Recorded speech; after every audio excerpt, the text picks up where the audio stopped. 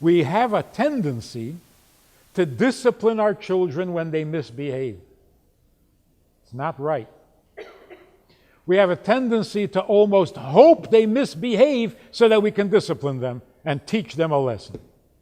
Not right. You discipline your children when they're good, and then you won't have to discipline bad behavior. So when you tell a child to make a bracha, and the child makes the bracha, you're happy. At least you didn't get into a fight. No, it's not good enough.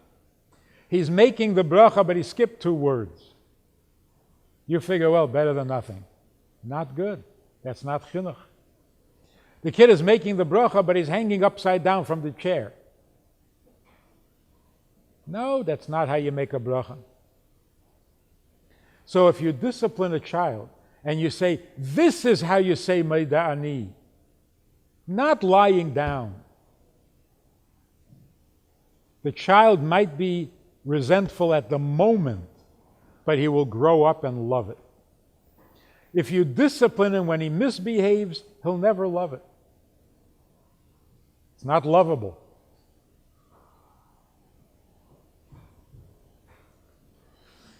That is the more chassidische approach to chinuch.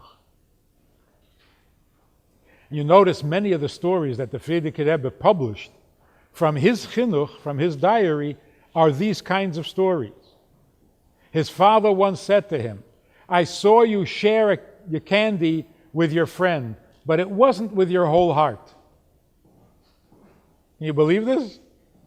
If you saw your child sharing your candy, you would be so proud of him, you wouldn't know what to say. The Rebbe said, yeah, you shared your candy, but that's not how you do it right. You do it with your whole heart. That's called chinuch. If you stop a child every time he misbehaves, that's called annoyance. It's not even chinuch. It's police work. Policemen don't educate. They're not mechanech anybody.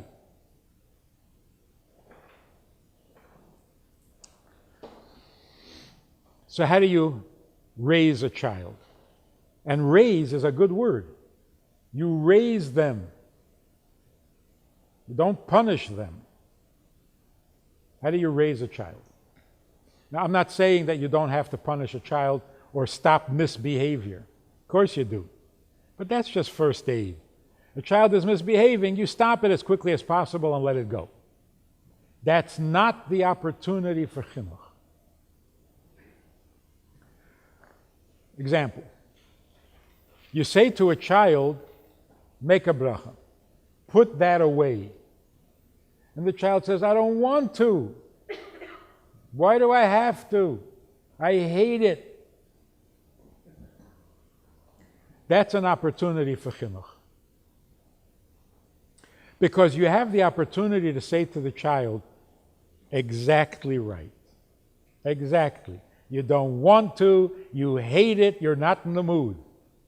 But if you got to do something, you do it. It's perfect. So instead of being upset that the child said, I don't want to, instead of being upset that the child said no, it's perfect. That's called raising a child. You raise the child from what he already wants to do to what he should be able to do. So when a child says no, perfect. Not for punishment. So you say to the child, you don't want to do it, but you got to do what you're told. Why? Because doing what you're told is an art, not a punishment.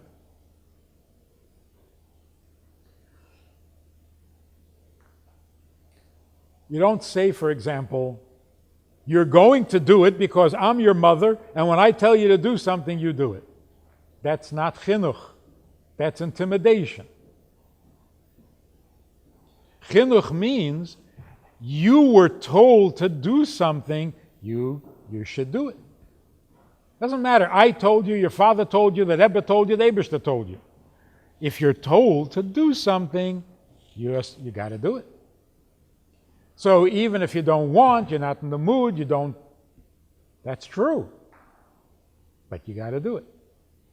So basically what you're doing in chinuch is you're peeling the child away from his natural habits and liberating him to the ability to do what has to be done. It's a very good idea on many occasions, as often as possible, to show your child that there are things you don't want to do, but you do them. Don't say it, show it. So that the child knows that when he's told to do something, it's not punishment. You're not being a policeman, you're being the sergeant.